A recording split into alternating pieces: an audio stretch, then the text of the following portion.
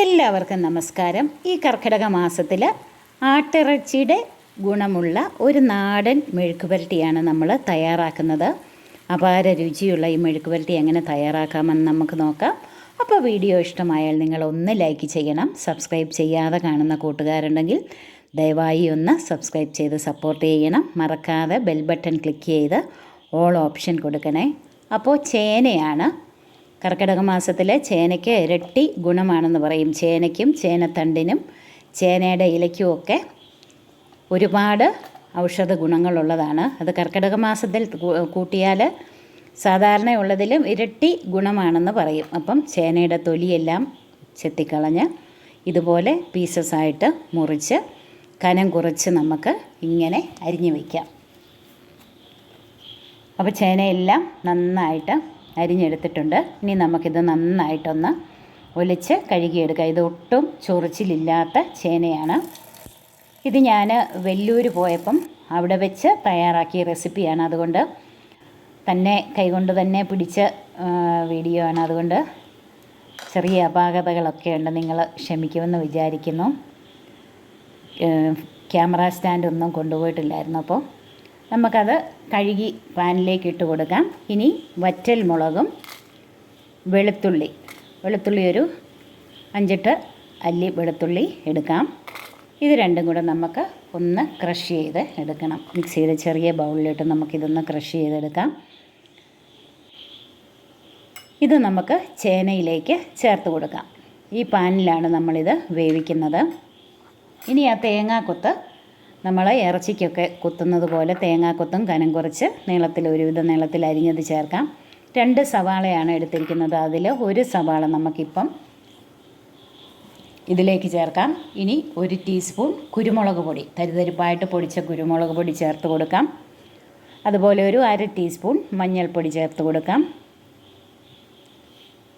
പാകത്തിനുള്ള ഉപ്പ് നമുക്ക് ഈ സമയത്ത് ചേർത്ത് കൊടുക്കാം. ഇതെല്ലാം ചേർത്ത് ഒന്ന് ഇളക്കണം. അല്പം ഒരു കളറിന് വേണ്ടിയിട്ട് നമുക്ക് പിരിയൻ മുളക് പൊടി 1 ടീസ്പൂൺ ചേർത്ത് കൊടുക്കാം. ഇതിനധികം എരിവില്ലാത്തതുകൊണ്ട് നല്ലൊരു കളറ് കിട്ടും. ഇനി നമുക്ക് കറിവേപ്പില കുറച്ച് ഇതിലേക്ക് ചേർത്ത് കൊടുക്കണം.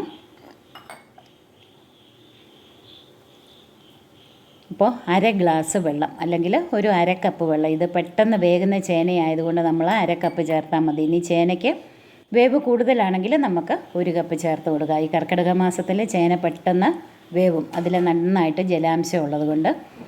അപ്പം തിളച്ച് വരുമ്പോൾ നമുക്കൊന്ന് മൂടി തുറന്ന് ഒന്ന് ഇളക്കി കൊടുക്കാം. ഈ മുകളിലെ കഷ്ണങ്ങളെല്ലാം അടിയിലാകുന്നത് പോലെ നന്നായിട്ടൊന്ന് ഇളക്കി കൊടുക്കാം. ഒന്നുകൂടെ മൂടി വെച്ച് നമുക്കൊന്ന് വേവിച്ചെടുക്കണം. ഇതിലെ വെള്ളം നന്നായിട്ട് വറ്റണം. കണ്ടില്ലേ, കുറച്ച് വെള്ളവും കൂടെ ഉണ്ട്. അതുകൂടെ ഒന്ന് വറ്റുന്നത് വരെ നമുക്ക് മൂടി വെച്ച് ഒന്ന് വേവിച്ചെടുക്കാം. ഇപ്പം നമ്മുടെ ചേന കഷ്ണങ്ങളൊക്കെ വെന്തിട്ടുണ്ട്. വെള്ളമൊക്കെ നന്നായിട്ട് വറ്റി വന്നിട്ടുണ്ട്. ഇനി നമുക്കിത് ഉലർത്തിയെടുക്കണം. കണ്ടില്ലേ, ജലാംശമൊക്കെ നന്നായിട്ട് വറ്റി ചേന കഷ്ണങ്ങൾ വെന്ത് വന്നിട്ടുണ്ട്. ഒരുപാടങ്ങ് വെന്ത് പോകണ്ട. അപ്പം ഉലർത്തുമ്പോഴത്തേക്ക് അത് കുഴഞ്ഞു പോകും. വെള്ളം കുറച്ചുകൂടെ ഒന്ന് വറ്റാനുണ്ട്. തുറന്ന് വെച്ച് നമുക്കൊന്നുകൂടെ ഒന്ന് വറ്റിച്ചെടുക്കാം. ഇനി ഈ പാൻ മാറ്റി വെച്ചിട്ട് നമുക്ക് വേറൊരു പാൻ അടുപ്പിലേക്ക് വെച്ച് കൊടുക്കാം. ഇത് ഉലർത്തുന്നതിന് ആവശ്യമായ വെളിച്ചെണ്ണ ചേർത്ത് കൊടുക്കാം. വെളിച്ചെണ്ണയിലാണ് ഇത് ഉലർത്തിയെടുക്കുന്നത്. എണ്ണ നന്നായിട്ട് ചൂടാകുമ്പോഴത്തേക്ക് നമുക്ക് കടുക് ചേർത്ത് കൊടുക്കാം. ഇവിടുത്തെ കടുക് തീരെ, നമ്മുടെ നാട്ടിലേതിലും തീരെ ചെറിയ കടുകാണ്. കടുക് നമുക്ക് ചേർത്ത് കൊടുക്കാം.